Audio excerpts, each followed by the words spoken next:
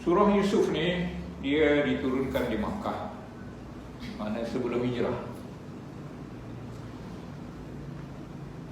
Kecuali ada sebagian ulama kata ayat yang nombor 1, nombor 2, nombor 3 itu turun dari Madinah. Yang lain semua sepakat ada di Makkah. Surah ni menceritakan kisah Nabi Yusuf secara lengkap.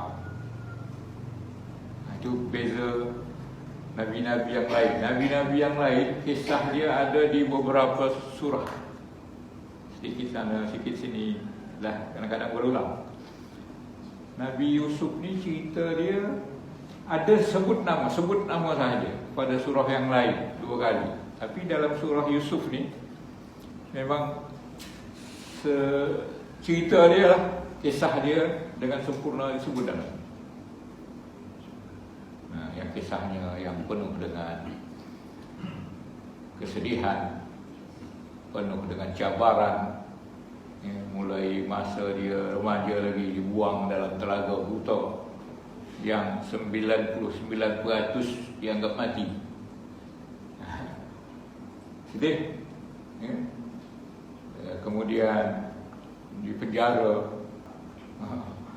kemudian lagi barulah berhasil dia melalui benda-benda itu dengan kesabaran, lalu dia menjadi diangkat menjadi seorang penguasa. Jadi dengan cerita kepedihan, kepenatan dia dalam meniti kehidupan itu dilalui dengan kesabaran, akhirnya dia menjadi orang besar. Rasulullah SAW menceritakan kisah Yusuf ni, kaitan dia dengan kehidupan Nabi SAW. Masa tu Nabi SAW sedang dalam keadaan duka cita. Yang isteri meninggal, yang pakcik yang membela dia meninggal. Kemudian peristiwa Isra' Mi'raj pula, yang semua orang tuduh dia macam-macam, pembongak, pembohong. Sebab pada masa tu cerita tu berkaitan dengan Isra' Mi'raj ni kan dulu orang macam mana boleh satu malam pergi ke Palestin, kemudian balik pada malam yang sama. Cerita naik ke langit, siapa nak percaya? Yang lemah-lemah iman pada masa tu ramai yang murtad. Jadi tekanan-tekanan itu berat. Kesedihan itu berat.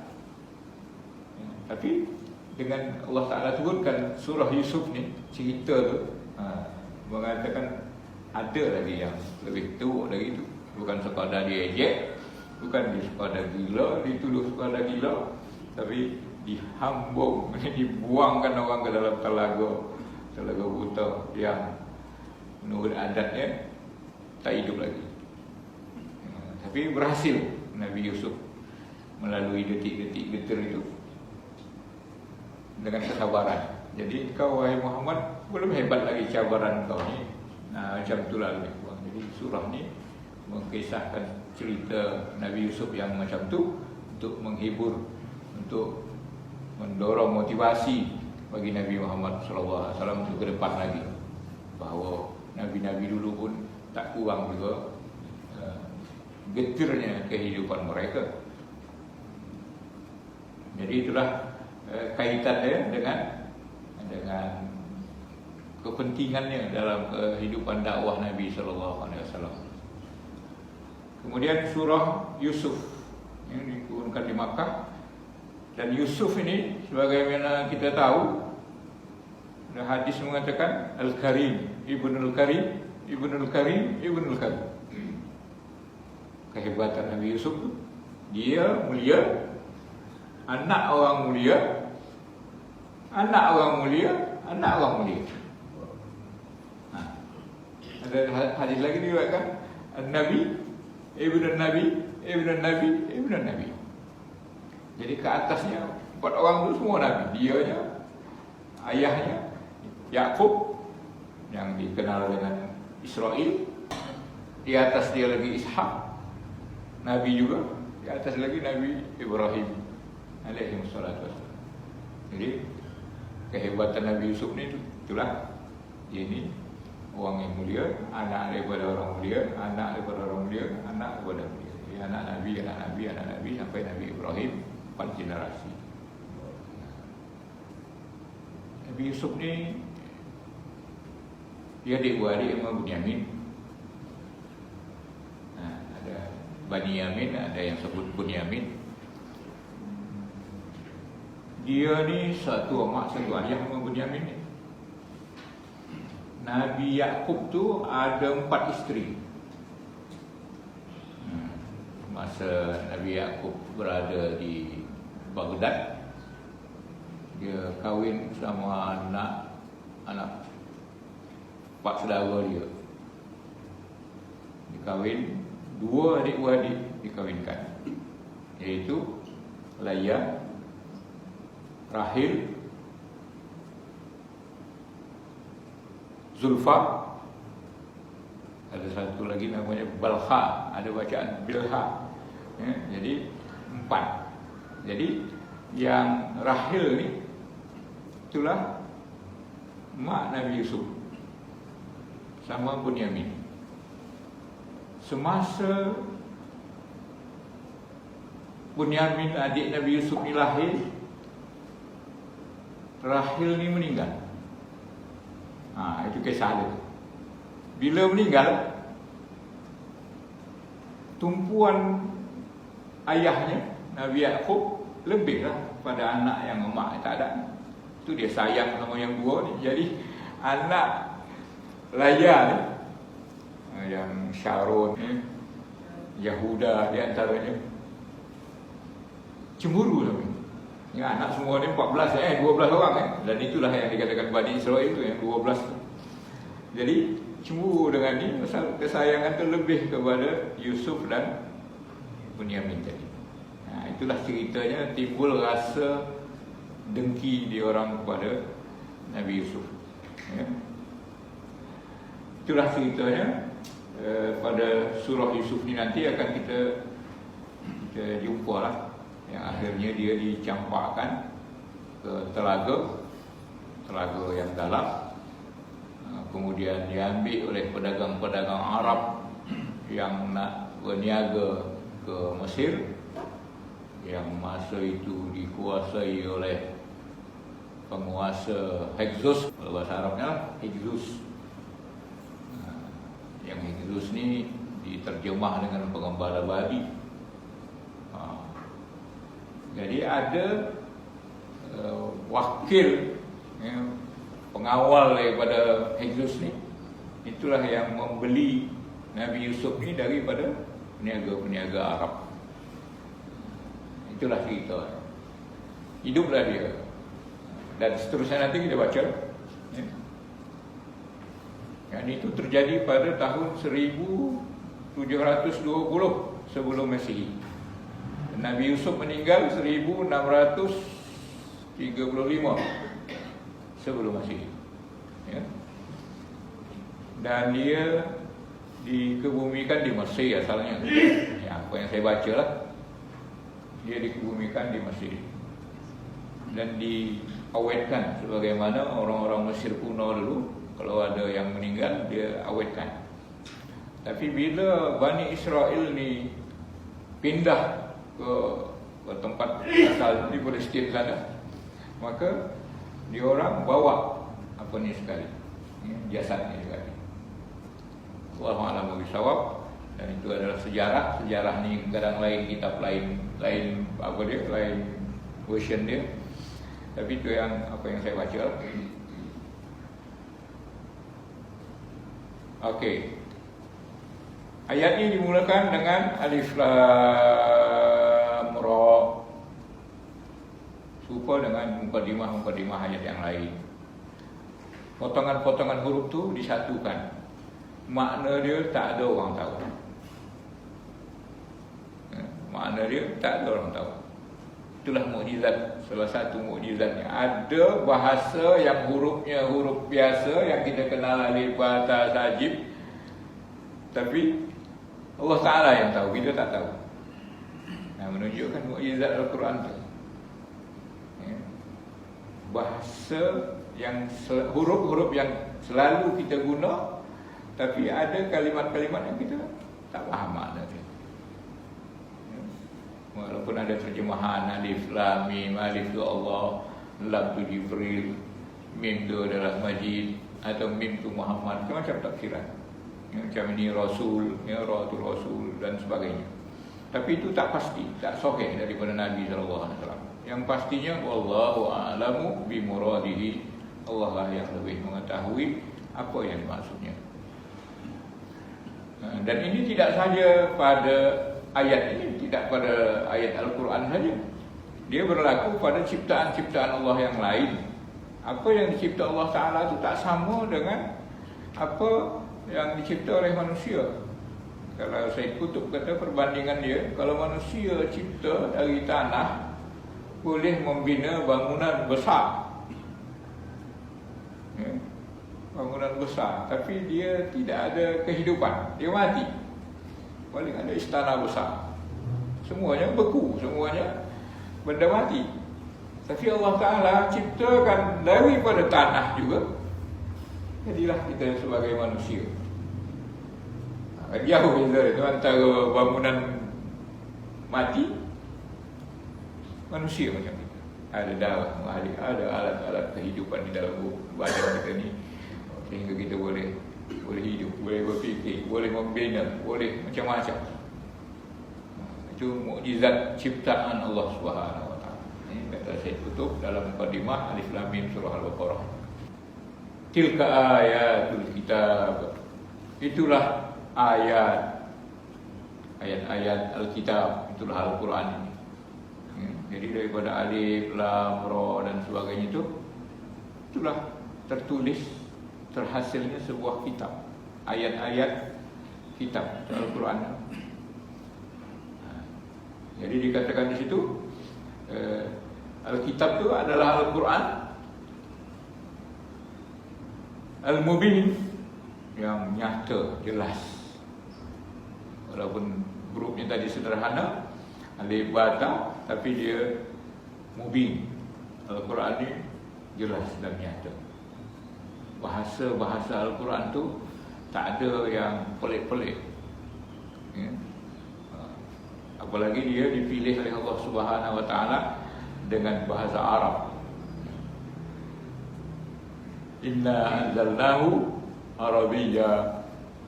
Sesungguhnya kami telah turunkan dia, kitab ini, Al-Quran ini diturunkan Quranan, dia adalah Quran. Itulah dia Quran. Quran ni sebagai qiraah, bacaan. Jadi Al-Quran ni yang dibaca oleh orang, dan dia adalah Arabiyan, berbahasa Arab. Allahu Akbar. Allah Subhanahu Wa Taala pilih bahasa Rasul ni dengan bahasa Arab, pilih Al-Quran ni dengan bahasa Arab yang digunakan oleh orang yang pertama yang dijumpai oleh Al-Quran, iaitu puak-puak Arab.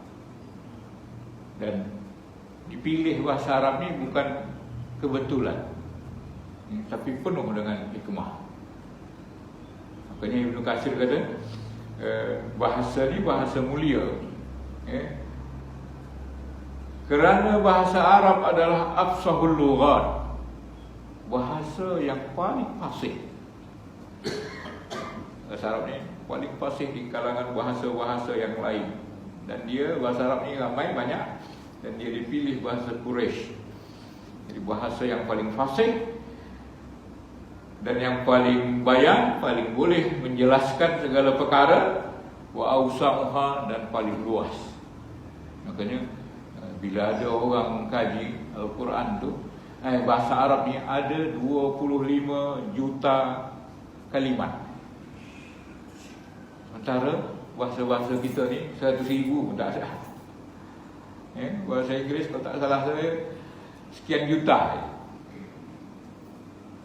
Bahasa Arab 25 juta perbendaharaan kata.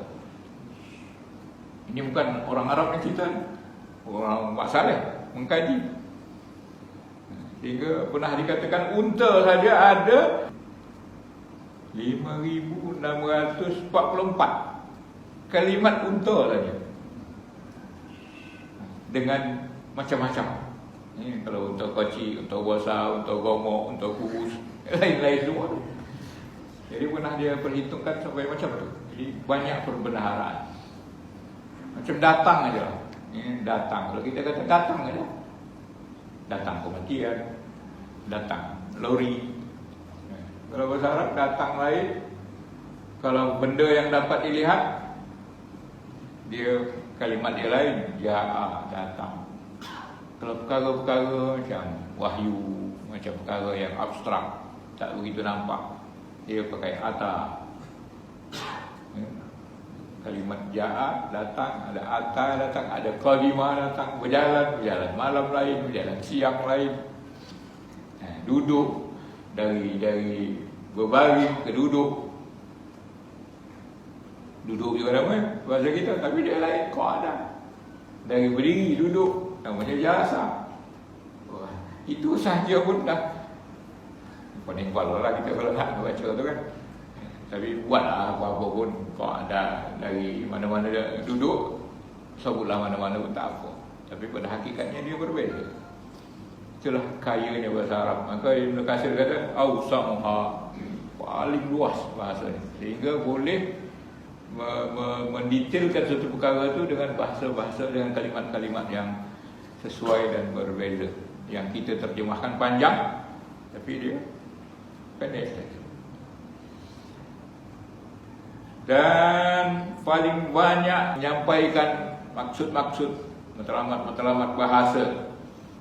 Kita nak nyampaikan apa yang ada dalam diri kita ni, bahasa Arab ni lebih tepat bila nak menyampaikan sesuatu. Oleh sebab itu diturunkanlah Al-Quran ni, yang Al-Quran itu adalah asyraful kutub, semulia-mulia kitab di antara kitab-kitab agama yang lain, dengan bahasa yang paling mulia, bahasa Arab ni tadi. Jadi Quran tu kitab yang paling mulia, bahasa dia paling mulia, dan diturunkan kepada Nabi yang paling mulia. Tengok berapa kali mulia dah tu? Itu aja dah 3. Dengan perantaraan Jibril, malaikat yang paling hebat, paling mulia, dan di tempat yang paling mulia, di Makkah Al-Mukarramah. Dan permulaan ayat Al-Quran itu diturunkan pada bulan yang paling mulia. Di antara bulan-bulan 1 tahun tu, itu bulan Ramadan. Berapa kali mulia lah tu.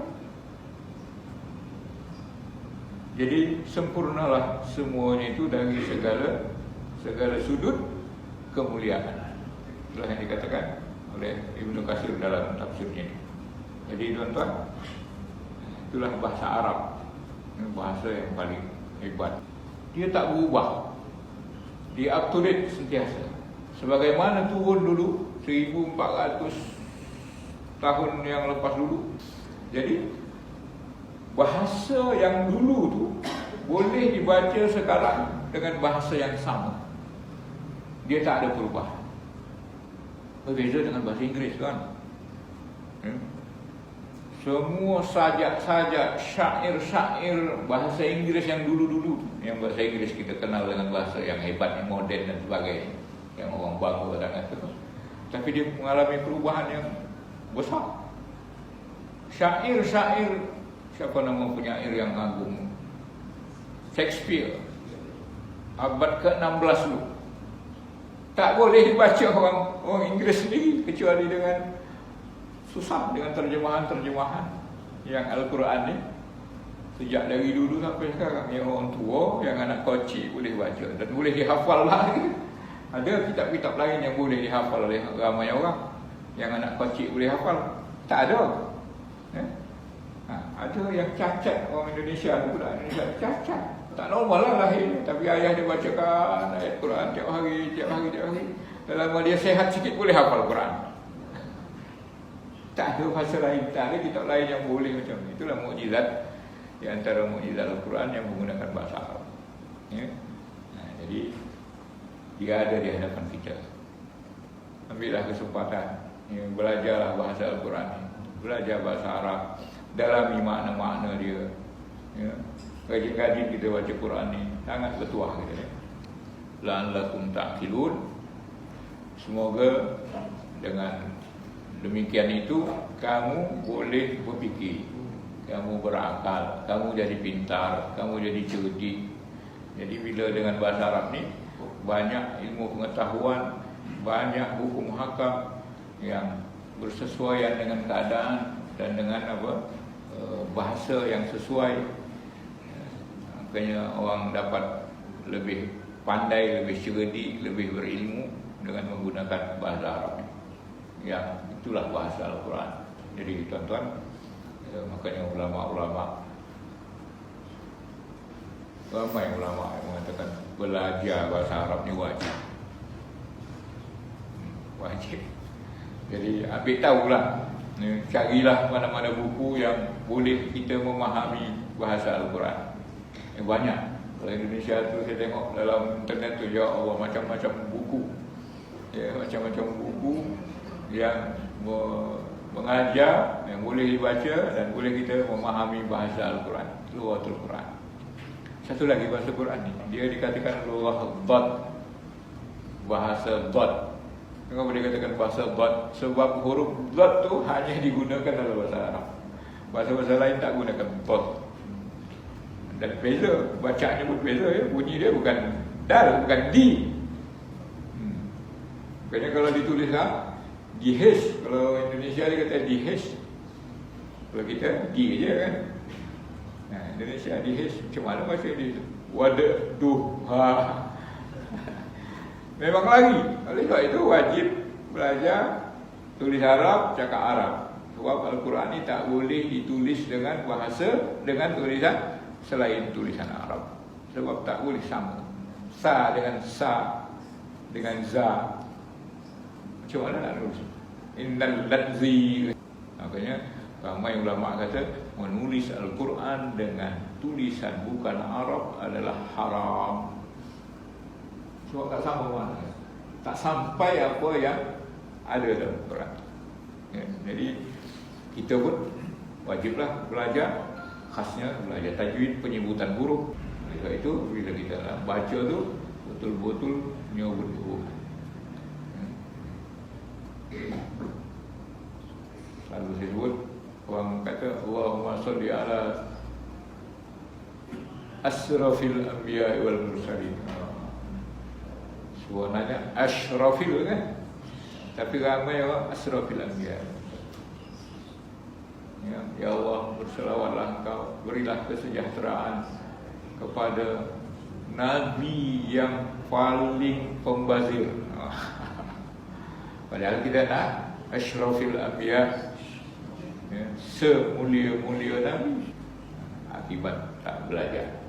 Jadi tuan-tuan, teruskan belajar dengan makhraj huruf, tajwid, dan dia naklah pakai menggunakan guru talaki.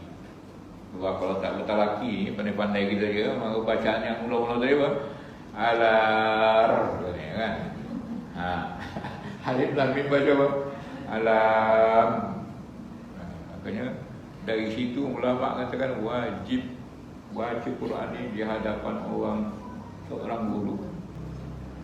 Jadi bila kita faham bahasa Arab ni, bahasa Al-Quran ni, yang dia dengan bahasa Arab tu, ya, Quran dengan bahasa Arab tu, ayat tu menunjukkan la'allakum ta'qilun, kamu akan pintar. Kamu akan pintar sebab otak kita tu terbiasa menjaga makhrajnya satu, panjang pendeknya satu dalam Al-Quran ni. Makanya tak heran kalau budak-budak yang hafiz Al-Quran, otak dia cerdik. Cuma pun banyaknya susah dia menghafal Quran, tapi subjek-subjek lain tu cincai. Tak heran kita. Yang matematik dia mumtaz, cemerlang, yang sains dia cemerlang, sebab dia hafal Quran. Macam mana tidak tengok? Tak ada dalam bahasa lain. Ya? Sekali baca tu Macam-macam boleh nak sambung bunyi itu pula, panjang pendek itu semua memerlukan cakupan. Cekap dan cakup, mencakupi segala bunyi, segala panjang pendeknya, idgham. Itu tak ada dalam bahasa lain. Jadi bila kita baca Quran, salah satu faedahnya otak kita cerdas. Bila otak bekerja aktif, maka badan sehat. Jadi nak sehat, salah satu cara dia, jangan lupa baca Quran. Kalau boleh hafal Al-Quran. Kalau boleh hafal Al-Quran, ya. Ayat-ayat pendek tu hafal lah. Jangan nak toina belum apa. Ya. Bila kita sembahyang sunat tu, bacalah ayat-ayat panjang, walaupun tidak sebanyak ayat Al-Quran yang panjang, surah Al-Quran tu. Tapi setidak-tidaknya kita menghafal, ya, menghafal. Kalau boleh juzuk amma tu khatamlah, dihafal, ya. Juzuk 29 tu, 30 tu kita hafal, ya. Bawa dalam sembahyang, ya, dan diulang-ulang lah. Kemudian ayat yang ketiga tu, nahnu nakussu, kami mengkisahkan. Daripada nakussu ni ada daripada qasas. Tu nahnu nakussu alaika ahsanal qasasi. Ada baca tu, nahnu nakussu alaika, kami telah mengkisahkan, menceritakan ke atas engkau wahai Muhammad, ahsanal qasasi, kisah-kisah. Kisah tu satu. Kalau banyak kisah tu jadi qasas. Bahasa Arab ni beza dia macam tu lah. Kadang-kadang satu kalimat tu dia boleh keluar bermacam-macam kalimat. Itu kehebatan bahasa Arab. Ya, tuan-tuan, kitab dalam bahasa Inggeris apa? Book, kan? Kalau menulis, write. Tempat kita menulisnya apa namanya? Desk. Ada tiga. Beza. Bahasa Arab apa? Menulis katabah. Tempat menulis maktab, dari katabah tu. Tambah aja min. Apa yang kita tulis tu hasilnya kitab. Katabah, maktabun, kitab. Orang yang menulis katib. Tambah alif. Jadi satu kalimat daripada katabah tu macam-macam. Yang tertulis maktub. Lain lagi yang tambahan-tambahan lain, makin banyak tambahan dia, berkembanglah makna katabah. Jadi macam ni lah. Qassa, kisah. Nakussu, jadi perbuatan. Nakussu, kami kisahkan, kami ceritakan kepada engkau ahsanal qasas, cerita yang paling indah. Jadi cerita di antara cerita Nabi Yusuf ni adalah cerita yang paling indah. Cerita seorang remaja, tapi semuanya dilaluinya dengan baik.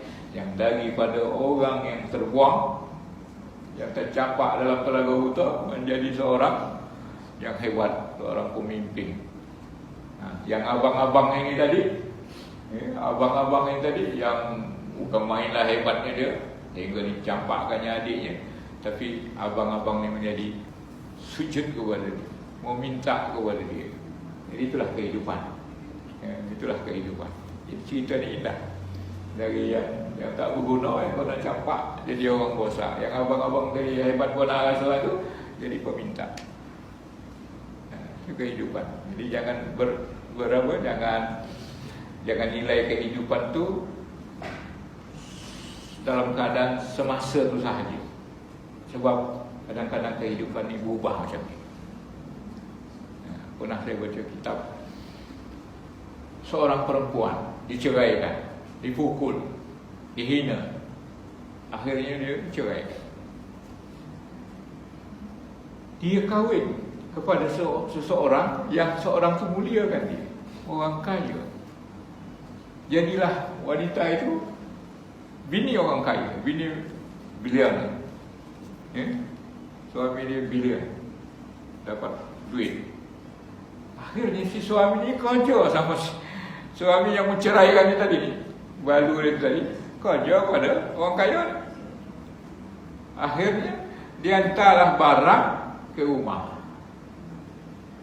Siapa yang buka pintu? Si janda yang miskin tadi, yang kena hompuk tiap hari. Apa kata perempuan tu? Okey, barang ni letak nak. Apa kata? Tengok ni. Ayat ni ceritakan kisah-kisah itu. Ya, jadi kita ni kehidupan kita beragam. Ya, bukan macam roda kata orang, macam ke atas, ke bawah. Jadi ada dalam cerita ni terdapatlah itu, berhati-hatilah kita dalam kehidupan. Jadi kalau kita senang, kita jangan sombong, dan kalau kita susah, kesusahan itu akan berlalu. Inna ma'al usri yusra. Segala kesusahan itu ujungnya yusra. Bahkan ulama-ulama bahasa kata bukan selepas kesusahan itu akan adalah kesenangan, bukan selepas. Ma'a berarti ma'a bersama.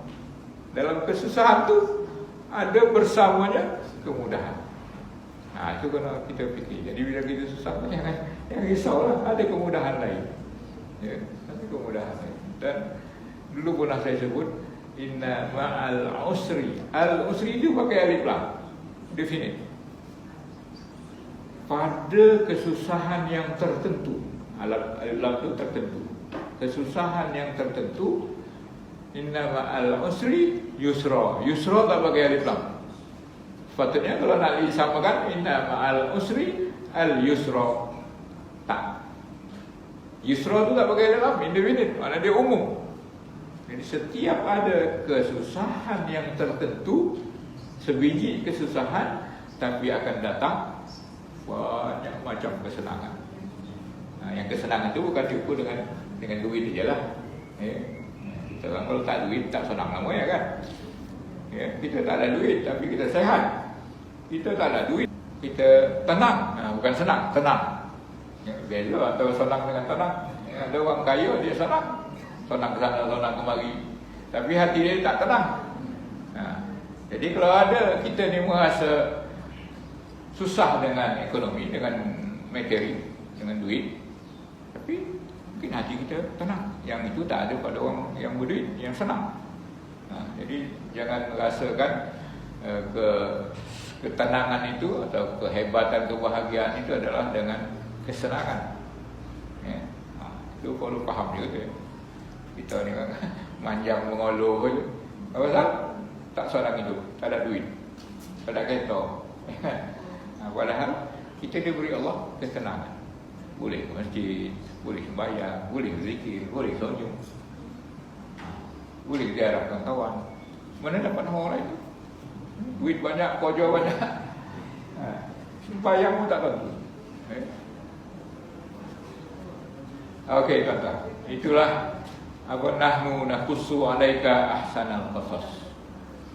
Ada sebahagian riwayat kata Umar radhiyallahu anhu datang kepada Nabi sallallahu alaihi wasallam. Dia baca ayat Quran saja. Ya Rasulullah, baca ceritalah sama kami kisah-kisah.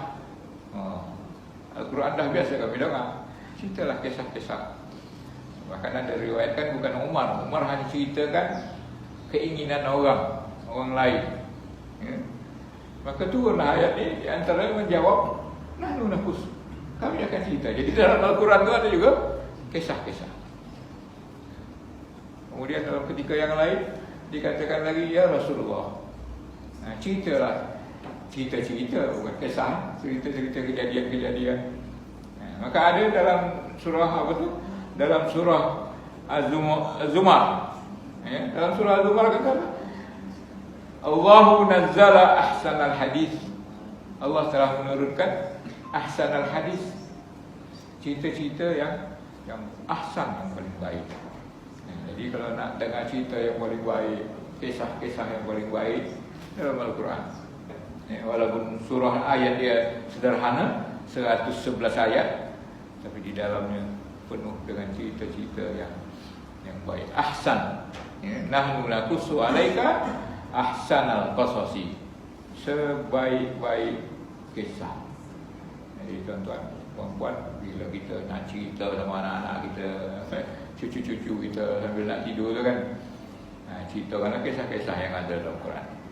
Jangan cerita betul lah, macam cerita rimau kancil, cerita tabuh Nabi Sulaiman, semua orang mau.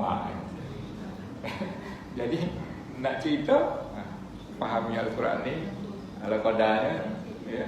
Kemudian kisahkan kepada anak-anak kita supaya dia lebih berkesan, dan paling pentingnya la'allakum ta'qilun tadi.